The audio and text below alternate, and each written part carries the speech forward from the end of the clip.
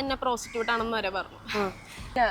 എന്താ മനസ്സിനെ അത്രയും വേദനിപ്പിച്ച് എന്തായിരുന്നു ഒരു വാർത്ത? ഈ ദുഷ്പേരിങ്ങനെ ഇങ്ങനെ നടക്കുന്നു അങ്ങനെയാണോ? എന്നെ പ്രോസ്റ്റിറ്റ്യൂട്ട് ആണെന്ന് വരെ പറഞ്ഞു.